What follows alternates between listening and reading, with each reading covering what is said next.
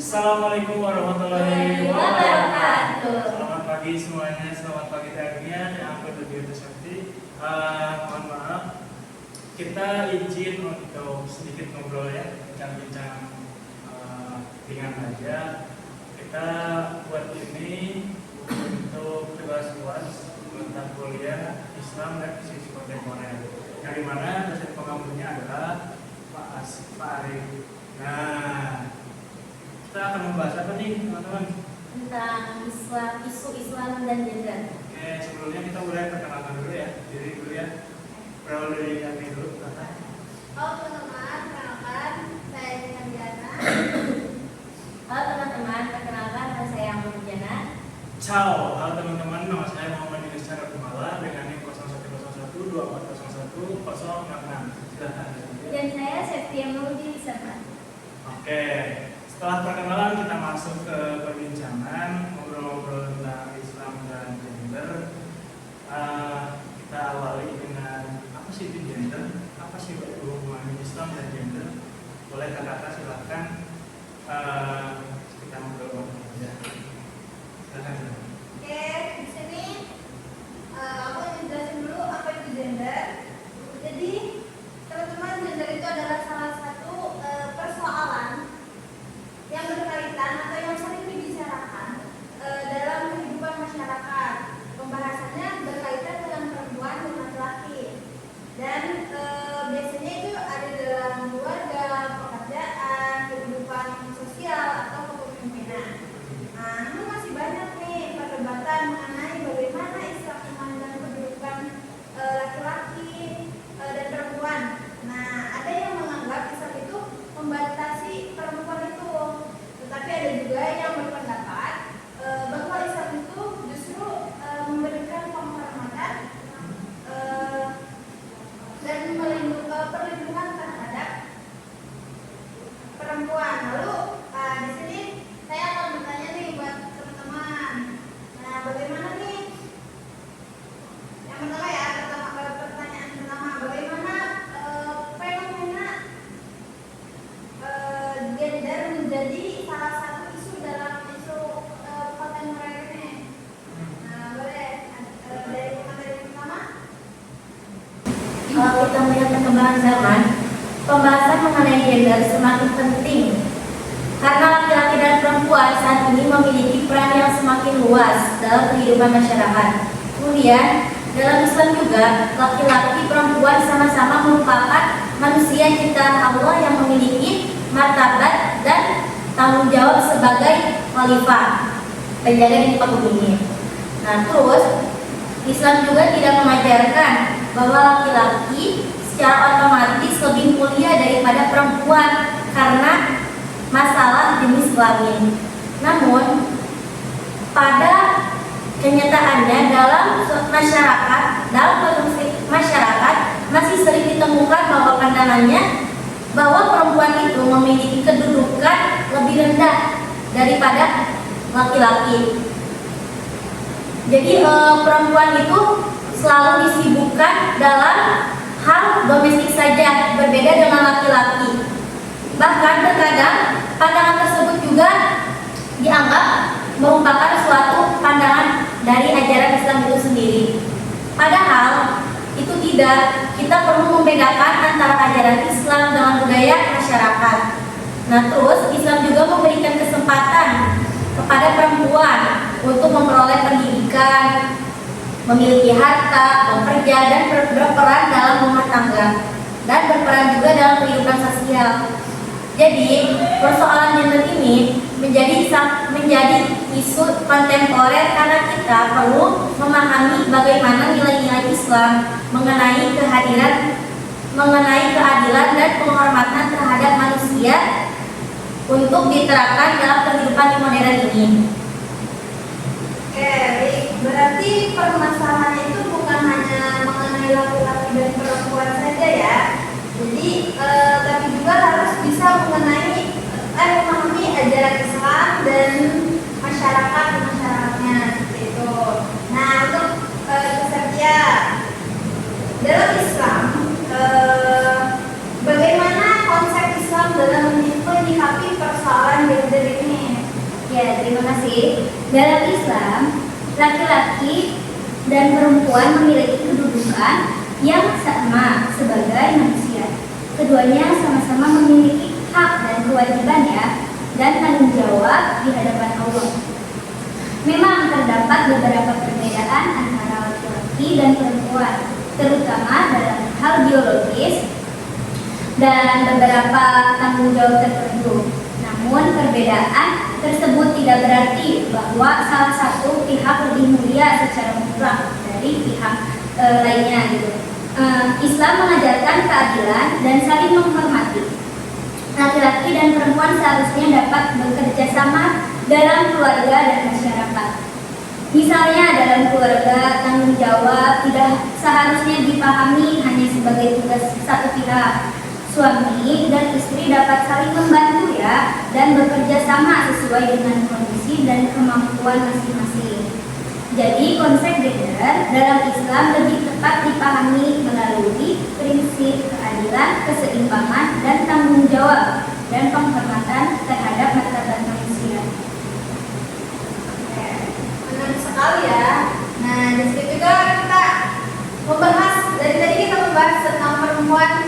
Ya, nah, saya di sini akan bertanya bagaimana pendapat dari laki-lakinya gitu ya. Oke, silakan. Reninas. Pendapat dari laki-lakinya maksudnya dari apa ya? Kan kita tadi membahas tentang apa tadi? Fenomena. Ya, tentang fenomena bagaimana penyikapan persoalan gender ini. Kapan persoalan gender? Ya, dari tadi kita membahas tentang itu. Terus kita juga tadi membahas tentang fenomena gender menjadi salah satu isu dalam kontemporer itu. Kenapa?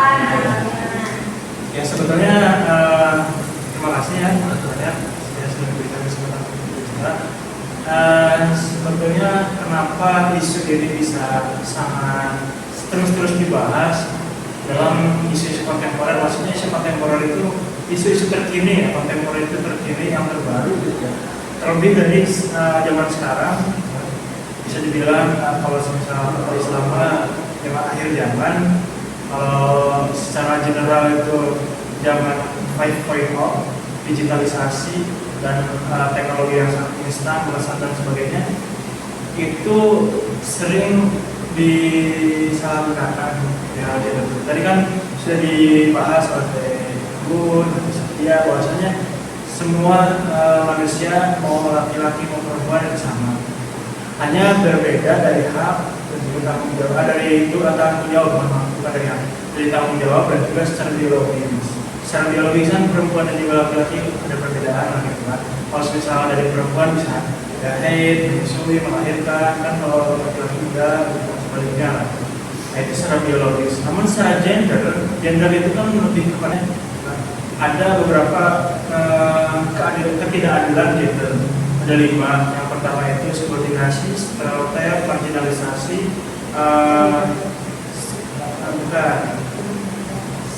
bukan ganas, sama apa lagi ya, violence. Itu memang 5 ketidakadilan gender yang memang jangan dilakukan lah, mau itu dia perempuan, itu dia laki-laki. Sekarang kan banyak, sekarang tuh lagi viral-viral yang ada banget kan, bahasan atau yang memang banyak sekali voting yang dikejar di Bogor itu kan. Sebetulnya ya kalau misalnya secara gender itu kan ya emang gak lazim lah, penyimpangan ya. Cuman kan ada juga perempuan yang mempunyai sifat maskulin seperti disebutnya tomboy, atau laki-laki disebut mempunyai sifat feminin seperti disebutnya boti lah kalau sekarang gitu kan. Ya seperti itu. Itu kan lebih pada apa ya? Ya penyimpangan sih. Itu memang gak boleh juga secara terang-terangan gitu kan. Kira menurut saya sih ya cukup ingetin secara baik-baik aja. Cuman kan sekarang bisa jadi virus hal gitu. Kan Allah menciptakan manusia itu menurunkan Kanjeng Rasul itu untuk mensempurnakan akhlak. Dalam Kristus itu bagaimana menerima akhlak. Nah untuk itu tujuannya agar perempuan dan laki-laki mempunyai mempunyai kesetaraan yang sama, yaitu di hubungan rumah tangga atau di hubungan sosial. Nah, kenapa bisa seperti ini? Karena emang adanya hasil reproduksi sosial masyarakat. Ada yang karena tadi ya zaman akhir zaman gitu kan. Sekarang kan anak perempuan kalau misalnya pulang malam suka disangka perempuan benar gitu kan, perempuan tidak benar, padahal kan dia tahu itu tuh perempuan tuh udah pulang kuliah kan, pulang kerja kan, pulang apa kan. Jadi memang kebanyakan masyarakat itu seuzon. Seuzonnya kenapa? Karena emang sudah banyak sekali hal yang terjadi bahwasanya perempuan pulang malam itu emang tidak benar. Itu masuk kepada ketidakadilan gender yang juga stereotip, labelan jelek lah gitu. Stereotip itu contoh kecilnya yang sering ada di luar lingkup masyarakat gitu.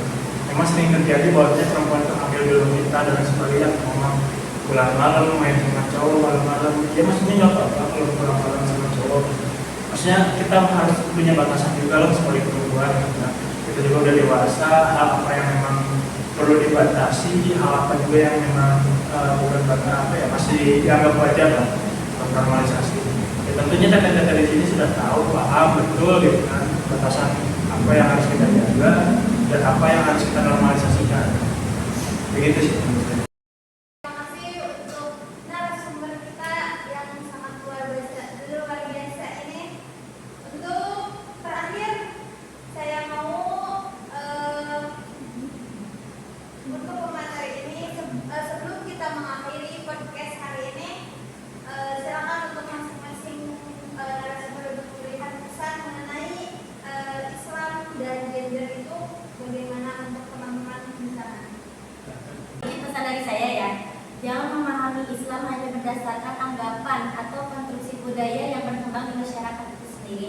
Tapi kita juga perlu mempelajari ajaran Islam dengan baik agar dapat memahami bagaimana Islam memandang laki-laki dan perempuan.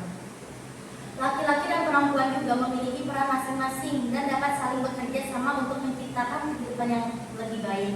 Terus kemudian ada juga bahwasanya laki-laki dan perempuan itu beranggapan suka disebut sebagai perang karena terkait suatu pemikirannya yang ingin saling menang, yang ingin tidak dibantah. Padahal hakikatnya seharusnya perempuan dan laki-laki itu harusnya saling melengkapi, saling berkontribusi, saling mengayomi untuk kehidupan di masa depan yang akan datang. Dan saya juga mengajak kita semua untuk menghargai laki-laki dan perempuan. Jangan menjadikan perbedaan sebagai alasan untuk merendahkan atau melakukan diskriminasi terhadap orang lain. Mari kita terapkan nilai-nilai Islam seperti keadilan, saling menghormati, tanggung jawab, dan kerjasama dalam kehidupan sehari-hari. Hidup keadilan gender. Sangat keren sekali ya pesan dari kata-kata ini. Sedikit pesan dari saya mengenai Islam dan gender ya pada saat ini. Di dalam Islam kan kita nggak pernah sedikit pun diajarkan permusuhan, apalagi sampai perang dan sebagainya. Maksudnya bertengkar lah. Kita harus saling rukun, kita harus saling menghargai sama manusia. Terlepas dari berbeda jenis kelamin secara biologis itu kita harus bisa menghargai. Adapun sikap dari gendernya gitu, kita juga bisa menghargai. Misal teteh anggun atau setiap harinya gitu.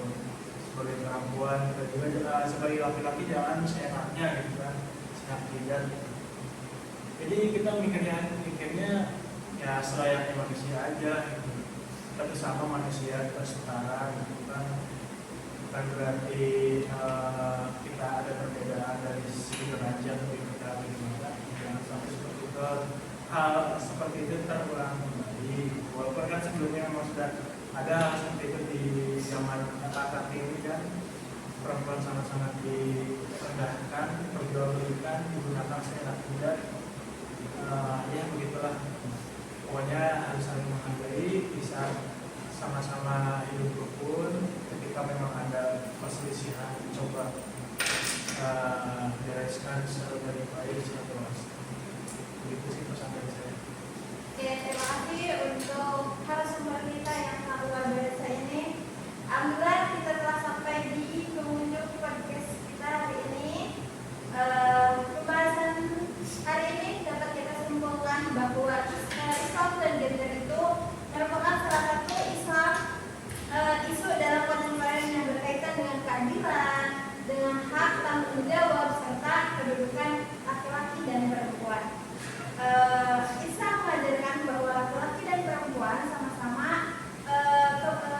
memiliki kemuliaan seseorang yang ditentukan oleh jenis kelaminnya. Jadi bukan hanya kemuliaan laki-laki dan perempuan itu bukan hanya dilihat dari kelaminnya saja, tetapi juga ketakwaan dan amal perbuatannya. Oleh karena itu kita perlu